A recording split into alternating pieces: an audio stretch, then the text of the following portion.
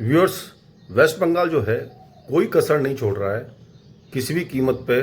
ममता बनर्जी कोई कसर नहीं छोड़ रही कि वो जीतें, पर वो खुद परेशान है क्योंकि सेंटर वहाँ पे सीआरपीएफ भेज रहा है। अब तो वो ये भी कहने लग गए हैं कि पुलिस वाले उनकी बातें नहीं सुन रहे हैं। इसके पीछे काफ़ी रीजंस हो सकते हैं। वो ये दिखाना चाहती हैं कि जो चुनाव है वो निष्पक्ष हो रहे हैं। आपको पता ही है कि पिछली बार जब चुनाव हुए थे तो भयंकर लूटपाट हुई थी। लोगों में, अपराधियों ने इनफैक्ट खूब सारे हथियार यूज़ किए थे, बहुत लोगों को मारा काटा था और बहुत दंगा मचाया था।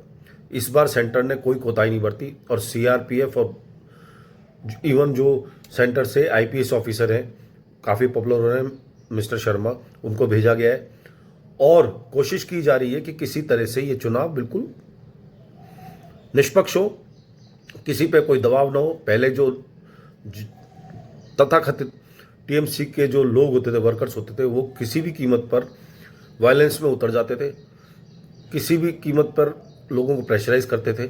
ये पिछली बार देखा गया, जाना गया, पर इस बार सेंटर बहुत एक्टिव है।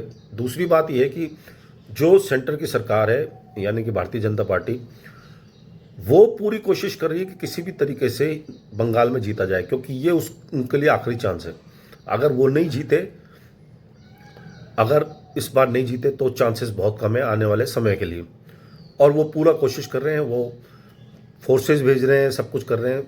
इवन अमित शाह जी हैं, वो उन्होंने फोर्सेस भेज रहे हैं और बहुत तगड़ा विवाद चल रहा है दोनों के बीच में, सेंटर के बीच में और ममता बनर्जी की सरकार के बीच में।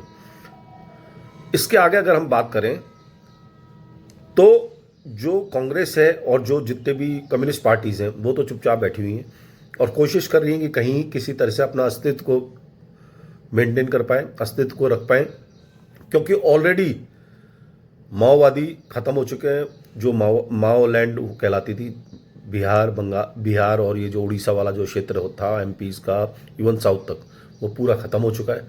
तो माओवादियों की सरकार, तो माओवादियों का जितने भी ग्रुप्स थे, मिलिटेंट ग्रुप्स थे, वो सब खत्म हो चुके हैं। अब उनको अपना अस्तित्व रखने के लिए ही जद्दोजहद करनी पड़ रही है। इवन केरला तक यही हालत है। तो आने वाले समय में देखेंगे कि एक्चुअली में जो लड़ाई है वो टीएमसी और भारतीय जनता पार्टी के बीच में बंगाल में।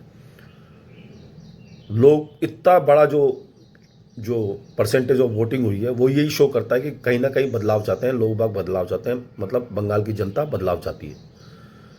आपका क्या कहना है, अपना कमेंट्स जरूर दिए और मेरे चैनल को लाइक करें, सब्सक्राइब करें, शेयर करें। आपका मित्र, आपका दोस्त, आपका होस्ट मयंक नरूका। बहुत बहुत धन्यवाद। आपका दिन शुभ रहे।